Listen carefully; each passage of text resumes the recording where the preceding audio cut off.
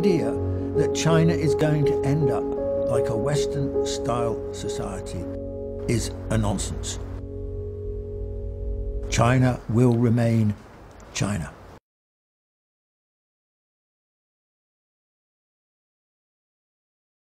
Now, there is a view in Hong Kong that Hong Kong did well in the period before 1997 because it was smart, because it was clever, because it was free, because it could get on with it, because it was with the British and so on. Now, I think that for the great part, this is a serious misinterpretation of history. Hong Kong did well between the late 1970s and the handover in 1997 because it got lucky. What do I mean by that? It got lucky because China in 1978 started to open up bit by bit, step by step. It didn't open up fully until after the WTO agreement in 2001. So while it was still opening up in a piecemeal fashion, Hong Kong could take on some of the functions that otherwise China would have done. It would have like the front office in some senses for China. And so Hong Kong was the beneficiary of being able to do these things. One of these things, of course, was that if you were a Western firm, a European firm, an American firm, a Japanese firm, and a Korean firm, and you wanted to access the Chinese market, the easiest stopping point initially was to do it from Hong Kong. So it wasn't that they were very smart, it was that they got lucky. They got lucky not because of the British, they got lucky because of China and the role that China was performing. Now, of course, after WTO, then China increasingly, I mean, if you wanted to open up in the Chinese market, why would you go to Hong Kong? It became irrelevant. If you want to open up in the Chinese market, go to Shanghai, or go to Beijing, or go to Guangzhou, or go to Shenzhen, wherever you wanted to go. But you wouldn't, by and large, choose to stay in Hong Kong. So the raison d'etre, the cause of Hong Kong's relative success in that period, disappeared.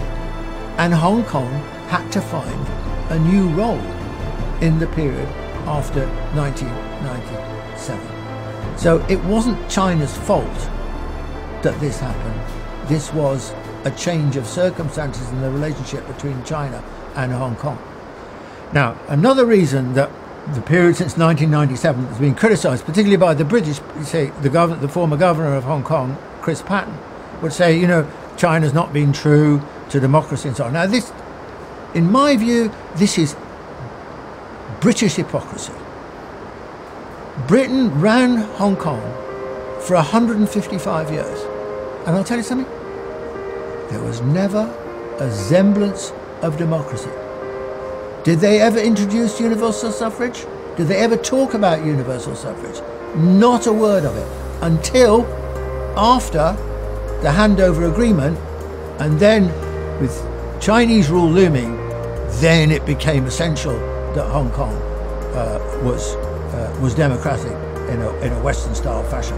This was hypocrisy. How should Hong Kong try and proceed now? Now, I think a word of criticism here of the Chinese government and its handling of Hong Kong.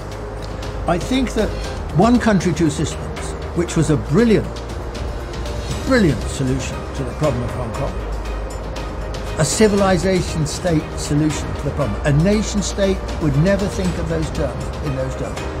But what is one country, two systems? How do you create the balance between the two? The project in the longer run is clearly to create a more unified country. It's not to just keep the two places entirely separate. And I think one of the difficulties that China has had is that initially its reaction to the handover, remember this is 1997, this is China just turning outwards into the world. There was a lot of publicity questioning about how China will conduct itself as the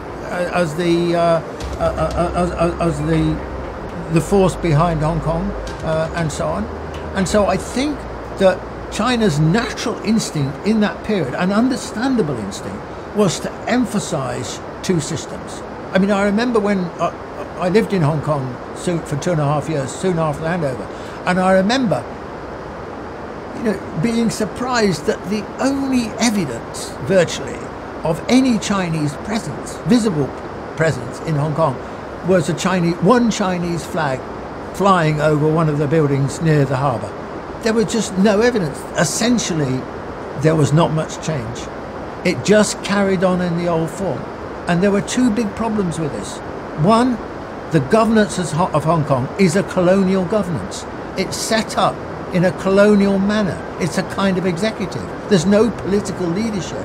There's no political sense of direction set by a colonial administration, because that's not the job of a colonial administration. That would have been done back in London in those days. But basically the form of government has stayed more or less the same as it was previously. And the second problem is about the economy. Now, contrary to the way in which the British have historically liked to talk about Hong Kong as this dynamic, competitive economy, by and large, that is just rubbish.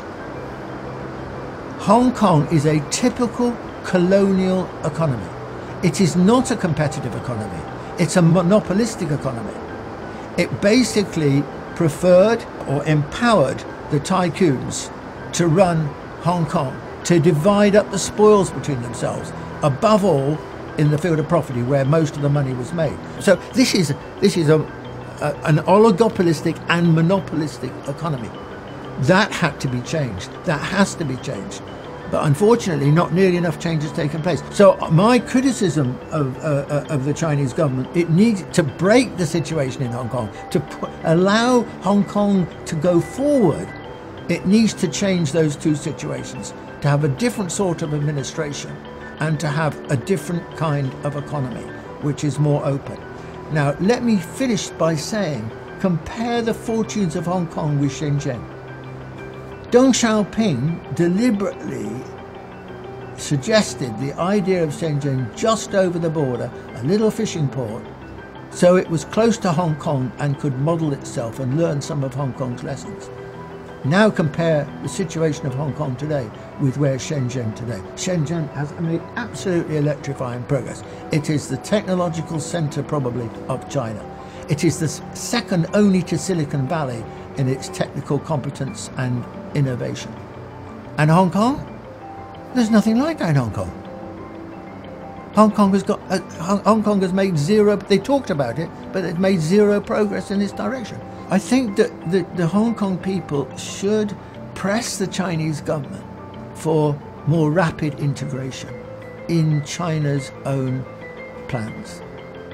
So that Hong Kong, rather than just thinking of itself as apart from China, it needs to think of itself more in terms of being part of China. You know, the mentality of the people is we're different, we're not Chinese. Well, of course, for 155 years, they never learned anything about China. They speak Cantonese, sure, but they didn't know anything really about China. They were ignorant about the North. Their lines of vision were all westwards to Britain or the West or the United States later or Canada, etc., and never north to China.